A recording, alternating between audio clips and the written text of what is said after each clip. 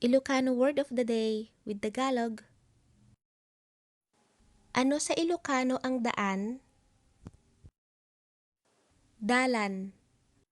Sa Tagalog, daan. Addadalan ditoy. Sa Tagalog, for Tagalog learners, may daan dito.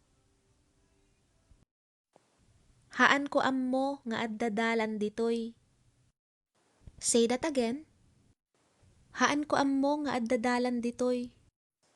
Hindi ko alam na may daan dito. Agaramid da kuma ti dalan ditoy.